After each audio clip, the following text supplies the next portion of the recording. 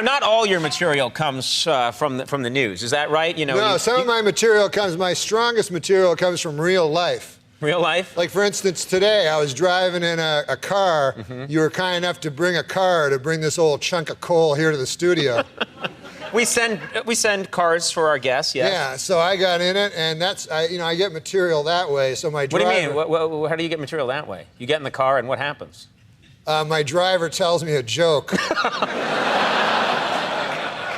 The driver we sent to pick you up told you a joke. Yeah. And you're going to tell it now on the show. Yeah, that's how I get a lot of my material. Okay. Why don't we just have him on next time? That guy.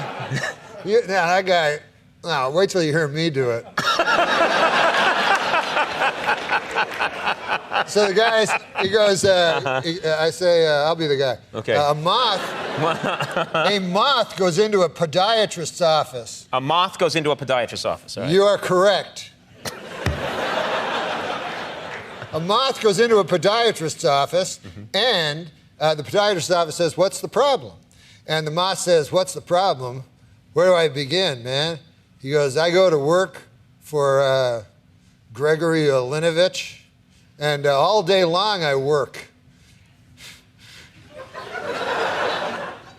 Honestly, Doc, I don't even know what I'm doing anymore. I don't even know if Gregory Olinovich knows. He only knows that he has power over me, and that seems to bring him happiness.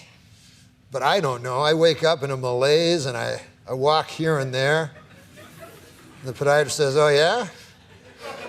And the moth goes, "Yes." And he goes, "At night, I sometimes wake up and I turn to some old lady in my bed that's on my arm. A lady that I once loved, Doc.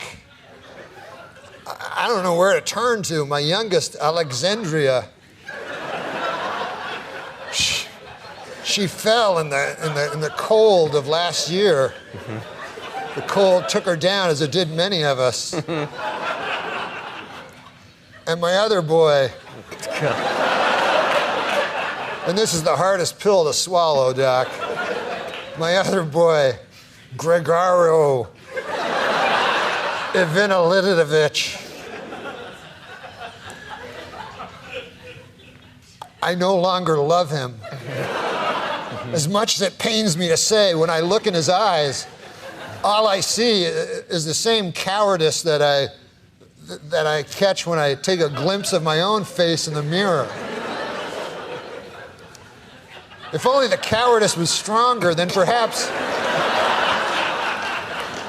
I could bring myself to reach over to that cocked and loaded gun that lays on the bedside behind me and end this hellish facade once and for all. How long a drive was this?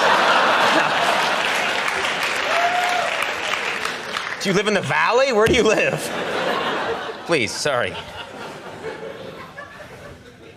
He says, "Doc, sometimes I feel like a spider, even though I'm a moth, just barely hanging on to my web with an everlasting fire underneath me. I'm not feeling good." And so the doctor says, "Moth, man, you're troubled. But you should be seeing a psychiatrist. Why on earth did you come here?" And then the moth said, "Because the light was on." Oh